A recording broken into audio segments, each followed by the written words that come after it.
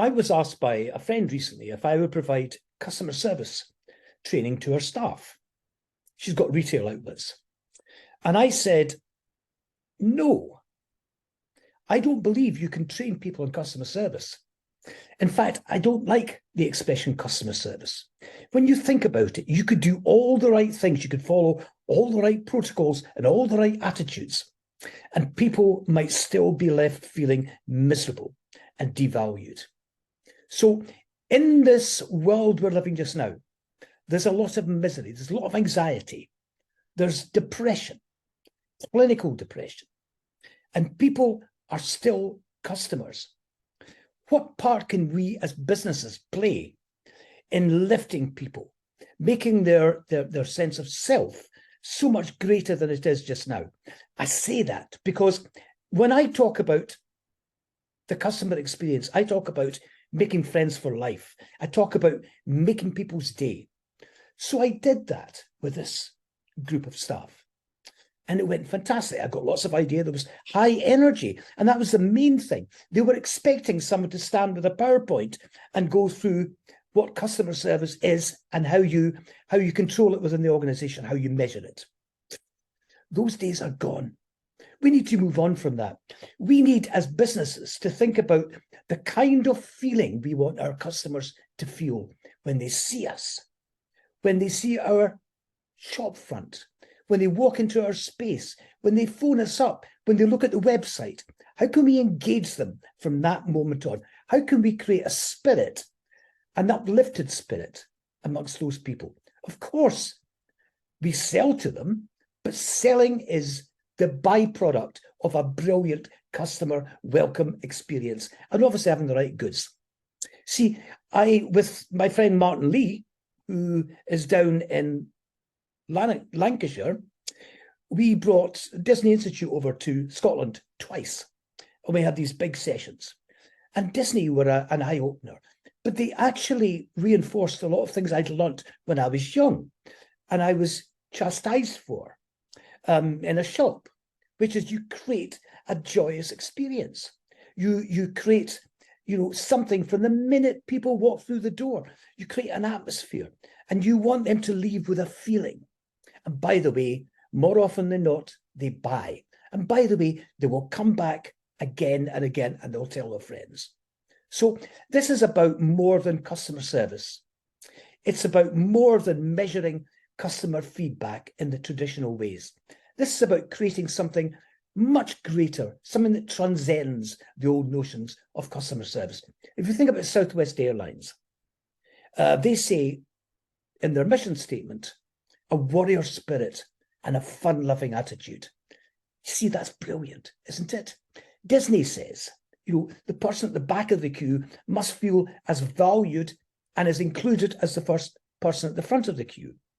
They never feel left out with Disney or Southwest Airlines. That is the kind of inclusive. That's not a very positive word just now, because people think it's wrong, but it's a right word. We have to be inclusive. No matter who walks through the door or who looks through our window, they are part of our community. We need to be creating communities, creating through real engagement, a sense that people belong to something, that they walk out with a smile on their face. They walk out uplifted. If they go online, it's very difficult to build relationships online because you get the usual discount codes. You'll get all of that, and you'll get regular email reminders. But you see, when I look up something, I look up the product, not the brand name. And to make that switch from product to brand name, you have to do something pretty special to engage me.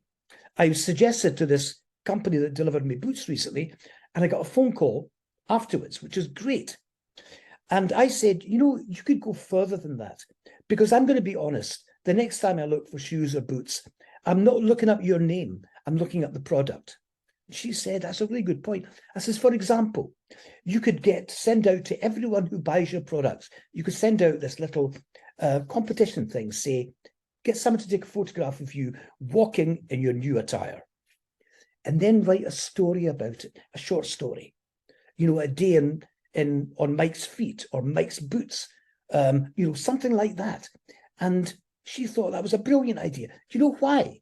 Because that would engage me in a different way entirely. So this is about doing something much more than providing decent customer service. It's about taking it to another level. It's about creating an astonishing experience. It's about recognizing that people might be anxious, that they might be lonely.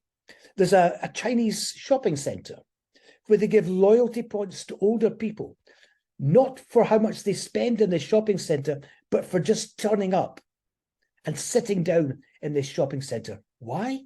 Because it gets them out of the house, gives them exercise.